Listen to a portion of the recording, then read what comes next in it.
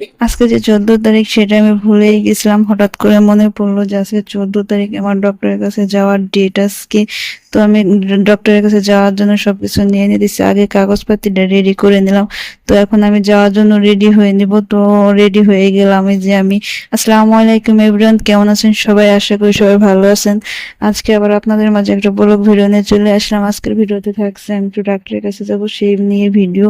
তো এই দেখেন আমি রেডি হয়ে গেছি, রেডি হয়ে এখন বাসা থেকে অলরেডি বের হয়ে গেছি ডক্টরের কাছে যাওয়ার জন্য।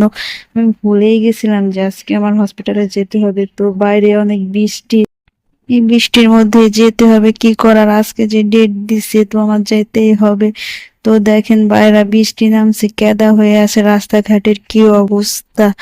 তো সেই অবস্থায় আমার এখন যেতে হচ্ছে। তো আমি রিক্সা নিয়ে নিচ্ছি, তো আমি চলে যাইতেছি রিক্সায়। তো এখন আমি যাব, কাউকে সাথে নিয়ে একা একাই যাইতেছিলাম। বাবু বাসায় থাকবে, তো এই জন্য আম্মুকে রেখে গেছি বাবুর কাছে। তো আমি একলাই যাইতেছিলাম, বেশি সমস্যা নাই, এই জন্য আমি একাই যাইতেছি। তো এই যে আমি হসপিটালে চলে আসছি। তো মামাকে ভাড়াটা দিয়ে নিলাম। এটা হচ্ছে মিরপুর ডেন্টাল হসপিটাল, তো এটা সবাই চেনে।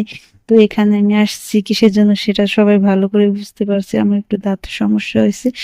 তো সেজন্য আসছি। দেখেন আমি এখন ভিতরে চলে যাইতেছি। তো এখন আমার একটা টেস্ট দিছে, আমি সেই টেস্টটা করার জন্য এখানে ওয়েট করতেছি। তো আমি টাকা জমা দিছি, তারপরে যে আমার রিসিপ্টটা দিয়ে দিছে। এখন এই যে আমার ব্লাড দেওয়ার জন্য ডাকতেছে।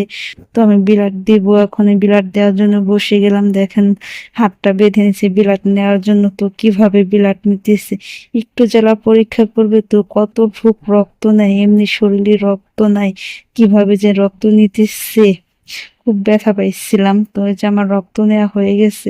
এখন 1 ঘন্টা ওয়েট করতে হবে, 1 ঘন্টা পর রিপোর্ট দিব। তো আমি এখন একা একা ওয়েট করতেছি রিপোর্টের জন্য। তো ফাইনালি আমি রিপোর্টটা পেয়ে গেছি। দেখেন রিপোর্টটা হাতে নিয়ে গেছি। তো রিপোর্ট দেওয়ার পর এখন আমি এই যে চলে আসছি রাতের ইসে। তো দেখেন মেশিন দেখলে ভয় লাগে। তো আমি ওয়েট করতেছিলাম, হসপিটালে ওয়েট করা ছাড়া আর কোনো কাজ নাই। তো আমি ওয়েট করতেছি, আর কি করব, ওয়েট করব, শুধু ওয়েট আর ওয়েট। তো আমার ফাইনালি ওয়েটের প্রায় শেষ পর্যায়ে। তারপরে যে আমাকে ডেকে নিছে, আমি এখন শুয়ে আছি বেডে। তো দেখেন আমার কাজ শুরু করে দিছে, তার মধ্যে আমি একটু ভিডিও নিয়ে নিলাম। তো আমার কাজ শেষ হয়ে গেছে। তো এখন আমি বাসায় যাওয়ার জন্য বের হয়ে গেছি, এখন এই যে হসপিটালে আছি।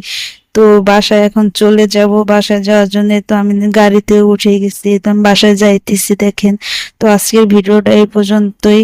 আবার অন্য কোনো ভিডিও নিয়ে চলে আসবো। সবাই ভালো থাকবেন, সাথে থাকবেন। আল্লাহ হাফেজ।